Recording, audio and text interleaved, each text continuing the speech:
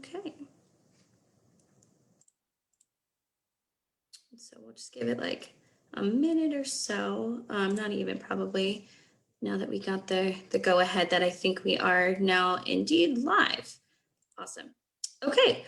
Well, I will kick us off, and I want to say we are recognizing National Lead Poisoning Prevention Week this week here at WE and nationally, and so we are super excited to have everyone with us here live through our Facebook today. So thanks for joining. My name is Hannah, and I'm the Healthy Homes Coordinator at Women for a Healthy Environment. We've been covering different topics throughout the summer into the fall during our We Create Change series. If you've found any of these sessions to be helpful or informative, consider donating $10 in honor of our 10-year anniversary of creating healthy spaces. But today, like I said, we are going to kick off National Lead Poisoning Prevention Week with our first speaker this week. And we have some great speakers throughout the rest of the week to shed light on lead poisoning and the importance of primary prevention. But today we are excited to have Dr. Dave Jacobs with us today, who is the Chief Scientist at the National Center for Healthy Housing and is a national expert on all lead poisoning prevention work and has been principal author in a lot of really important studies and reports, specifically the President's Task Force in 2000 and the Healthy Homes Report in 1999, and has been a national leader in this space and has been the former director of the Office of Lead Hazard Control in Healthy Homes at the HUD office. And we are just super excited to have you here with us today to talk about some lead primary prevention policy work and what municipalities can do to enact some best practices to prevent lead poisoning for our family and children. So any questions for Dr. Jacobs, throw them in the comments and we will get to them at the end. So I will kick it over to you. And as I kick it over, I will pull up your slides. Okay, well, thank you so much, Hannah. It's great to be with you all. Maybe in the vein of acting globally or thinking globally, but acting locally, I would note that this is actually an International Lead Poisoning Prevention Week. There's a group called IPEN, and the UN and the United Nations Environment Program and the World Health Organization have International Lead Poisoning Prevention Week. There are now about 120 countries that participate in that. Having said that, there are still 45 countries where new lead-based paint is still being manufactured, which is kind of amazing. So we still have a lot of work to do, both globally and locally. I understand that the City Council in Pittsburgh just this morning issued a proclamation on Lead Poisoning Prevention Week, which is a great sign. So, so they're in good standing, not only locally, but around the world. So what I want to talk to you today very briefly is some good news for which we could all need now, I think. I'll talk briefly about some local laws, lead poisoning prevention laws, and some best practices, and then maybe in general how we think about doing identification of lead hazards as well as remediation, and then some conclusions. So first, since we are all sort of hunkered down at home, next slide, Hannah. I think now more than ever, people finally are beginning to grasp how important healthy homes really is. With us, all of us spending more time at home, the idea that homes need to be healthy has become more and more apparent to everyone. There has been some suspicion, I have to say it's not supported by data yet anyway, that with children spending more time at home, which is a good thing, of course, to help minimize the spread of the epidemic, there may also be some increased exposures from existing lead paint hazards. Some jurisdictions have sort of had some preliminary indications of that. Hopefully that won't be true, but it is a sort of a reasonable assumption to think about. So I think now more than ever, the people are increasingly understanding how important it really is to have a home that not only is free of lead or other housing hazards, but actually supports good health. So next slide. No one actually saw this coming, but here's some good news. And actually this should be updated to 2020, but the orange bar is the appropriations by the Congress for HUD's lead poisoning prevention program, as well as for lead-related activities at the Centers for Disease Control and EPA. And this actually has increased again in 2020, assuming we ever get a budget. So This has been due in no small part to the National Safe and Healthy Housing Coalition and others across the country talking to their members of Congress and making it clear how important this is. So I guess my message with this is now more than ever, local jurisdictions like Pittsburgh and Allegheny County, they should apply for these HUD lead hazard control grants. The chances of winning one of these is now greater than ever because of the increased funding. So this is good news. And frankly, like I said, no one frankly saw this coming. Okay, next slide. So I think many of you are familiar with this. This is the latest cost benefit analysis. It was done by Robert Wood Johnson Foundation and Pew Charitable Trust. Next slide. But in this report, you'll see the cost benefit as well as some best practices across the country. To get to the punchline here, since I don't have a lot of time, the study showed that at a minimum, if you invest, for every dollar that you invest in eliminating lead paint hazards from pre-1960 homes with children, you will get back at least $1.39. So it makes sense to make this investment. This would protect more than 300,000 children just for the children who were born that year alone. So this not only makes moral sense, but it also makes economic sense as well. So take a look at that report. As I said, this is an underestimate because it didn't include certain intangible benefits like stress or reduced litigation or that kind of thing. So that it's likely that the benefits are even greater. And mind you, this is only for 1 year. Next slide. There are also similar cost benefit analyses for lead in water and other sources. I think many of you may have heard me talk previously about the Rochester lead law, but this is in Rochester, New York. This is probably one of the few jurisdictions where code inspectors are proactively on a regular schedule conducting lead dust wipes in homes, so virtually all rental homes in the city. It started around 2004 when over 900 children in that city had blood lead levels above the CDC action level at the time, which was 10. Now it's down to 5, of course, micrograms per deciliter. But what the data show is that after this law went into effect, the number of children with blood lead levels that were high decreased twice as fast in the county than it did in the rest of the state. So this idea of using code inspectors who are already trained and already go into homes on a proactive, regular basis really did work. Although there was some preliminary resistance from landlords and others, they now know what to expect. Gary Kirkmeyer is a building commissioner who runs that program, and he will tell you now that they know what to expect. They have taken great steps to make sure that their homes are free of not only lead dust hazards, but lead paint hazards in general. So take a look at this law. It's been written up very well. And I think the idea of bringing the Housing Code Inspectorate, which frankly is not typically trained to do health investigations like lead paint issues, is very much a thing. Now, I should note that the city actually pays for the upfront lead dust samples. They have achieved economies of scale so that lead dust wipes are now only $3 a sample, which is quite inexpensive. And so it shows that using the local code inspectorate works. Now, in some cases, if there's deteriorated paint, they will require a private inspector to come in and make sure that the paint was remediated properly and that clearance was actually achieved.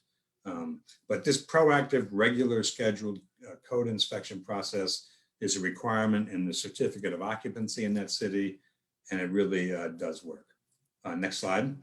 Another model that's out there that just recently passed was in Cleveland, which was years in the making and really relied a great deal on local community pressure. But it basically requires, this sort of uses a private model, not so much the Rochester model of city inspectors, but it requires landlords to pay for private inspections and secure a lead safe certificate for any occupied rental, or older rental, I should say, starting just in a few months. There will be tickets issued to property owners who violate that if they don't comply. It does increase the rental registration fee from $35 to $70 to help pay for the program. And then there is a cap for larger multifamily buildings. It requires additional disclosures to renters and home buyers. And I would note that it also creates this Lead Safe Advisory Board, a Lead Safe Housing Action Board, and a local screening and testing commission and auditor to track the impact of the law. So take a look at it. It's brand new. It was years in the making, and it's certainly a model that we hope will come to fruition. Next slide. In the Maryland law, there's also a similar sort of property registration requirement for all, I think it's pre-1950 housing. There's a requirement that was enacted just in the past few years to do upfront dust testing, as well as a visual assessment. It's up to landlords to hire their own inspectors in most cases, so it's a third-party kind of system. But the Maryland law does require all older rental units to be registered up front. Next slide. This law was also very effective. It met there were 28,000 properties that met the risk reduction standard, which doubled just the next year. And during 2014, you can see that there were massive declines in the percent of children with blood lead levels greater than 10. So this is another example. Go to the Pew report where it lays out the data, but it shows that this model also was quite effective, and it involves using the regular property rental registration system. Next slide. I want to highlight this other sort of data warehouse operation that's going on in Ohio. I think, let's go to the next slide. Is it on there, I think? Yeah. So in Ohio, they actually put up on their public website which homes have lead hazards that haven't been corrected and which ones have been. So this has been and more we're seeing jurisdictions around the country put some of these data up. Now, there are sort of privacy issues. Not all of these homes have poisoned children in them, but they have been inspected and in many cases remediated. In some cases, they haven't been, so the public can know where hazards are and where they are not located. So this is a wonderful idea. It enables the public to take charge and make sure that if they are thinking of buying or renting a new home, they can go on this website and see what the history of that property has been. Next slide. So in general, I probably should define some of these terms. I suspect many of you know what they are, but basically, when we talk about a lead paint risk assessment, we mean identifying hazards, and under federal law, the hazards include lead in paint, that is deteriorated paint, lead in dust, the settled house dust, and lead in bare soil. There's been some movement to try and think about how to integrate water testing into that, although that's sort of a separate process in many cases. A lead-based paint inspection, on the other hand, is a surface-by-surface investigation to find out where the lead paint is actually located. If you combine those two, you get something called a LIRA, which is a combination of both, so you know where the lead paint is located and also where the hazards are. And then, of course, clearance testing is a visual assessment accompanied by dust testing, usually at the end of a remediation job to make sure that the property is actually safe for children. Next slide.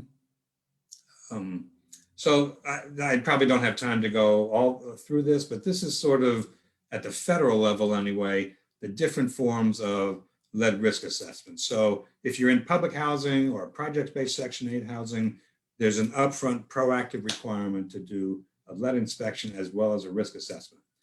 With some notable exceptions, most public housing has been fully inspected and it's required to be abated at the time of modernization.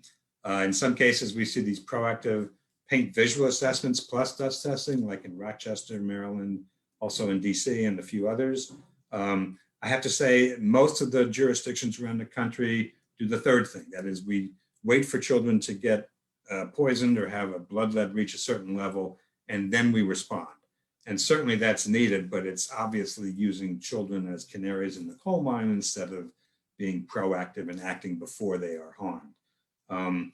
In tenant-based Section 8 housing, which is HUD's largest rental subsidy program, there's only a requirement to do a paint visual assessment plus clearance testing if the paint is found to deteriorate. But of course, you can't see lead with the naked eye. So these visual assessments have been criticized in many corners because, it's not you can't see lead with the naked eye. Some jurisdictions presume that if a housing unit is older, they presume that it has lead-based paint.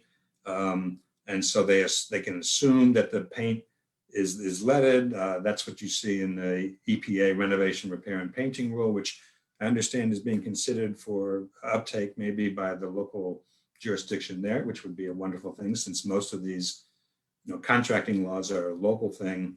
And then for some, I want to highlight, there are some housing programs out there, notably single-family mortgage insurance, Fannie and Freddie Mac rather. They don't require much in the way of any paint testing. And then for most pre-78 housing, it remains uninspected. And so under the disclosure law, if you don't know if you have a hazard, then there's really nothing to disclose. So some people have suggested maybe it's time to take a look at that law and make sure that we have some knowledge that is useful for people who move into their housing units. Next slide. On the intervention side, we can think about full abatement at the time of modernization. That's what's going on in public housing. At the time of child occupancy, that's the Massachusetts model. Any young child who is born into or moves into an older home that hasn't been remediated is required to be remediated at that time. And then there are certain triggers in federally funded rehab. If you have a lot of federal money going in, then you're required to do more intensive interventions such as abatement. If it's a less intensive intervention, then you would do maybe a shorter lived measure, ensuring that there's ongoing management of the property. And then there's this reactive approach and so forth. So again, most private housing in the country doesn't have any paint repair. There's no clearance standards. And so we're sort of reacting after the fact. And so the challenge before us all as we approach Lead Poisoning Prevention Week today is to figure out how to get past this thing of just only reacting after the damage has been done, and to react upfront in a way that is methodical and make sure that everybody knows what they're getting into. So next slide. So that's where you can find me. I realize I've covered an awful lot of territory, but there has been some good news, as I said. So hopefully, as we move forward, we can think about acquiring additional resources. And it doesn't all need to come from the federal government, I should note. There's no reason why philanthropy or local jurisdictions and others cannot also acquire money. I guess I should also mention that some of you are aware of litigation against the lead paint companies that occurred in California. There was finally a settlement on that. The paint companies were finally held accountable. And I think the settlement is for about $310 million across the state for 10 jurisdictions. So this is really sort of the first time that the paint companies have been held accountable, and hopefully that we will see more of that in the future. So it takes all of us, not just the federal government, not just the state or local governments, but all of us working together to make sure that our children are protected. As you've heard me say many times before, this is one of those diseases that we have solutions for. We know how to fix it. We know how to take action before children are harmed. And if we do the smart thing, we can make sure that this is one of those diseases that can be put behind us once and for all.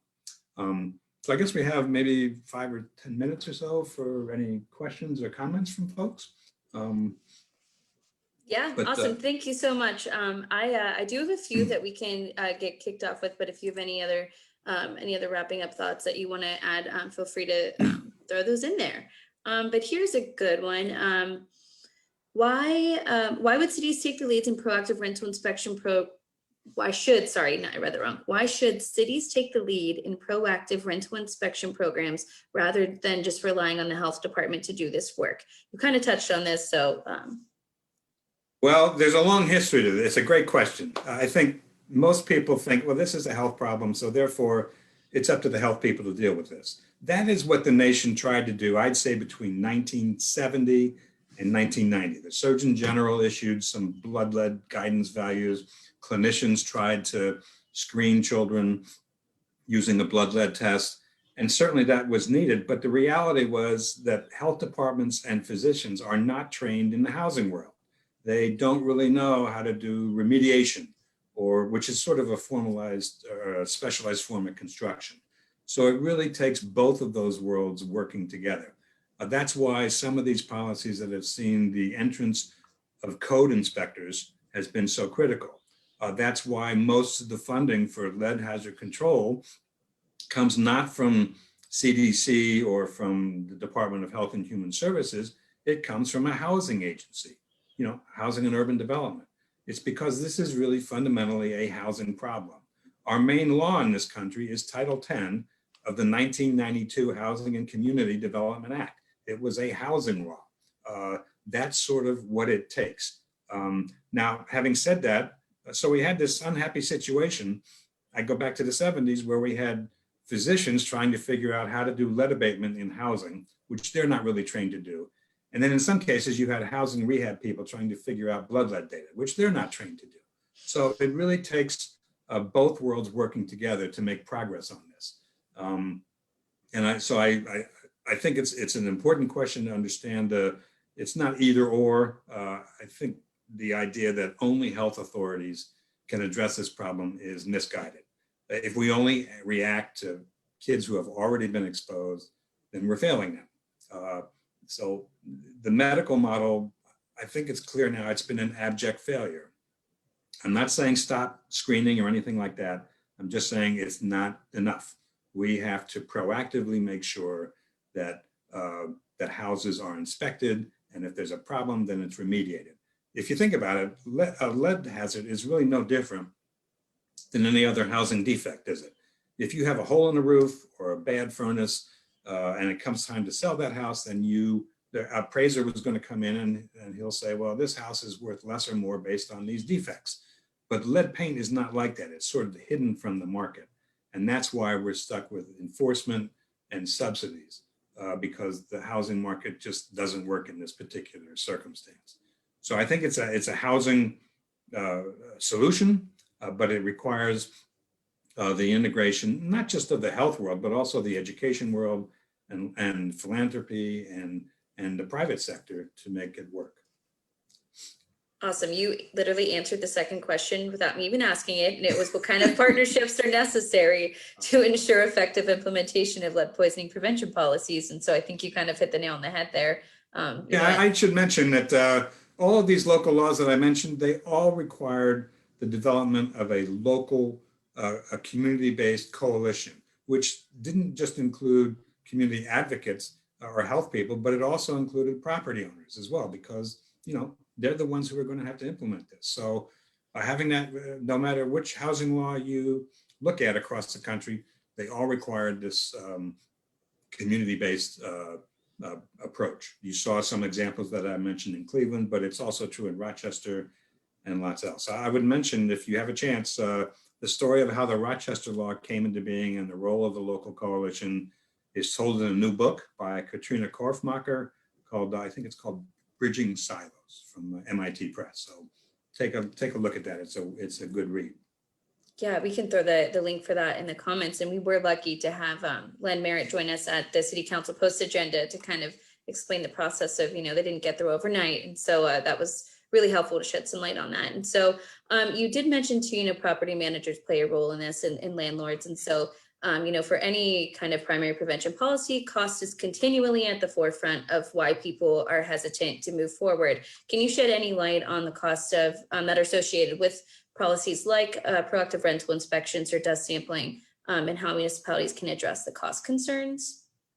Sure. So I think it's an important question. There's sort of two answers to that.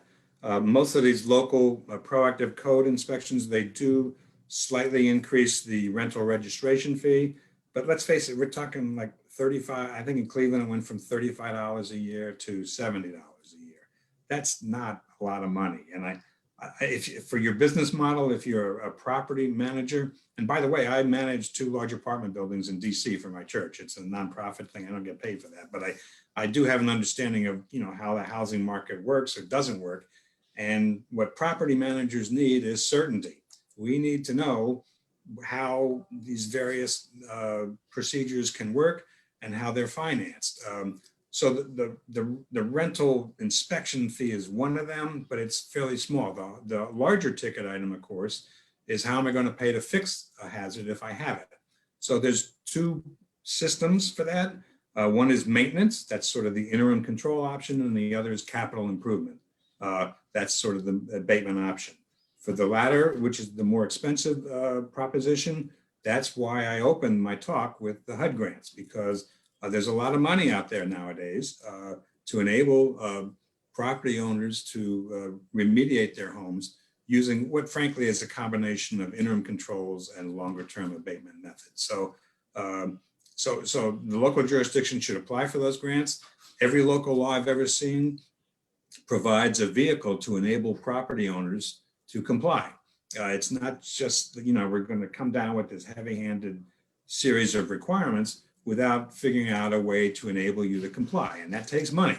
So I think making sure that the money is available, it's frankly, even though there's been increase in federal appropriations, it's still not enough, but property managers are pretty good at integrating these sort of long-term property management and capital improvements over time.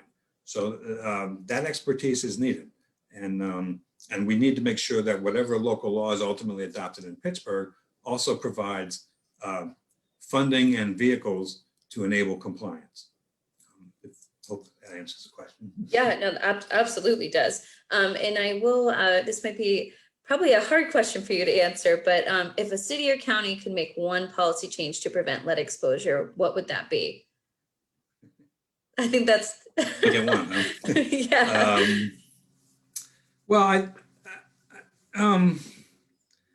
I think, frankly, just the biggest thing is to put one of these proactive systems in place, and it doesn't really matter whether it's at the housing or the health department, but it needs to be proactive.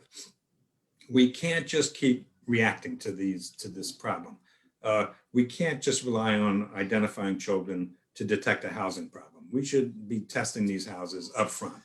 And it doesn't need to be expensive or complicated. An upfront dust test and making sure your paint is intact, it's just not that hard, frankly. So I think, using the Rochester model or something like the Cleveland model or the Maryland model, all of those are upfront systems that basically enable us to take action, not just after a child's been harmed, but upfront.